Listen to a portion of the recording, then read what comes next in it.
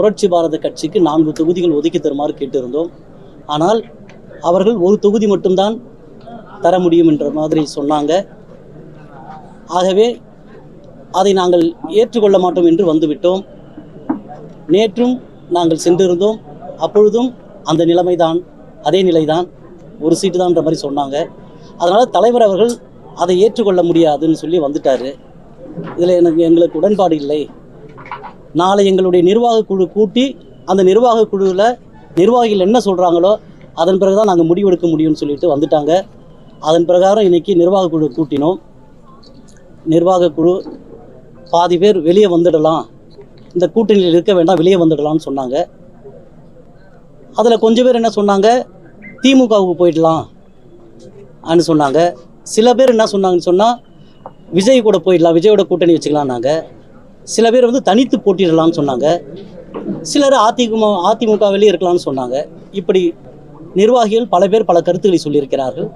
ஆகவே தலைவர் அவர்கள் வெளியில் இருக்கின்ற காரணத்தால் இந்த நிர்வாக குழுவை என்னுடைய தலைமையில் நடத்த வேண்டிய ஒரு சூழ்நிலை. ஆகவே இவர்களுடைய முடிவை எல்லாம் தலைவரிடத்திலே சொல்லிவிட்டு நாளை முடிவை தலைவர் அவர்கள் தெரிவிப்பார். அதே சமயத்தில் நாங்கள் 15 ஆண்டு காலமாக அனைத்து இந்திய அண்ணா திராவிட முன்னேற்ற கழக கூட்டணியில் இருக்கிறோம். 3 சட்டமன்றம், 3 நாடாளுமன்றம், இடைத்தேர்தல், இப்படி எல்லா தேர்தலும் நாங்கள் வந்து வேலை செஞ்சுருக்கோம். உண்மையிலே வந்து வேதனையாக இருக்குது, எங்களுக்கு ரொம்ப வருத்தமாக இருக்குது. ஏன்னு சொன்னால் தலைவர் அவர்கள் நேற்று பேட்டி கொடுக்கும்போது சொன்னார், நான் அதாவது ஏமாந்தோமா இல்லை ஏமாற்றப்பட்டோமா என்று. உண்மையிலே அந்த செய்தி கேட்டு உண்மையை வேதனை ஆகிப்போச்சு. அதாவது எங்களுக்கு மட்டும் இல்லை, கட்சியினுடைய புரட்சி பாரத கட்சியினுடைய மேல்நிலை பொறுப்பாளர்கள் இருந்து கீழ்நிலை தொண்டர்கள் வரை உண்மையிலேயே வந்து மன உளைச்சல், 3 நாளாக வந்து மன உளைச்சலாக இருக்குது. உண்மையிலேயே மன வேதனையோடு வருத்தத்தோடு நான் பதிவு செய்கிறேன். எங்களுக்கு முன்னாள் அமைச்சர்கள் சொன்னாங்க, அண்ணன் ரமணா, அண்ணன் பெஞ்சமின், அண்ணன் ரஹீம், அண்ணன் மாதாவர மூர்த்தி, அண்ணன் வேணுகோபால் அவர்கள் இவரெல்லாம் சொன்னாங்க, நாங்கள் பேசுகிறோம், எங்களுடைய மனக்குமுறையில் அவர்கிட்ட சொன்னோம், நாங்கள் போயிட்டு பேசுகிறோம், பேசி ஒரு நல்ல முடிவாக சொல்கிறோம். ஆனால் இது வரைக்கும் எந்த முடிவும் வரலை. அதனால் நான் மீண்டும் அனைத்து இந்திய அண்ணா திராவிட முன்னேற்ற கழக தலைமையிலான குழுவை மீண்டும் நான் கேட்கின்றேன். மீண்டும் எங்களுக்கு பரிசீலனை செய்ய வேண்டும் என்று நாங்கள் கேட்கின்றோம். அதாவது ஒரு வகையில் பரிசீலனை இறுதி ஆகலன்னா அடுத்த கட்டமான முடிவு என்னவா இருக்கு? நாளைக்கு தலைவர் முடிவு எடுத்துருவார். ஏன்னா இன்னைக்கு எல்லாம் நிர்வாக குழுவில் எல்லாம் பேசினாங்க இல்லையா, இது எல்லாமே நான் இப்போ சொன்ன பாருங்க, அதை தலைவர் இடத்துல சொல்லுவோம். தலைவர் என்ன முடிவு எடுக்கிறாரோ அதை நாளைக்கு சொல்லிடுவார். ஒரு முறைன்னா கூட பரவாயில்ல, உங்களை 2 முறை ஏமாற்றி இருக்காங்க, உங்களுக்கு வலி எப்படி இருக்குது? அதை சொல்ல முடியாத அளவுக்கு உண்மையிலே வலியோட வேதனையோடு தான் நாங்கள் இங்கே இருக்கோம். உண்மையிலே நாங்கள் வெளியே போகணுன்றதுக்காக அது மாதிரி பண்ணுறாங்களான்னு கூட எங்களுக்கு வருத்தமாக இருக்குது. உண்மையில அது எப்படி, எந்த வகையில், இதை விட நாங்கள் எப்படி வெளிப்படுத்த முடியும்? நாங்கள் இன்னும் முடிவு பண்ணலையே. இப்போ நிர்வாக குழு இது பண்ணியிருக்காங்க, நிர்வாக குழு கேட்டதான் நாங்கள் வந்து அதனால தான் நாங்கள் சொல்கிறோம், மீண்டும் வந்து தலைமை வந்து அனைத்து இந்திய அண்ணா திராவிட முன்னேற்ற கழகத்துடைய தலைமை இதை மறுபரிசீலனை செய்ய வேண்டும். எங்களுக்கு குறைந்தது ஒரு 2 தொகுதியாவது கொடுக்கணுன்றதுக்காக பரிசீலனை செய்யணும் நாங்கள் சொல்கிறோம். இல்லை,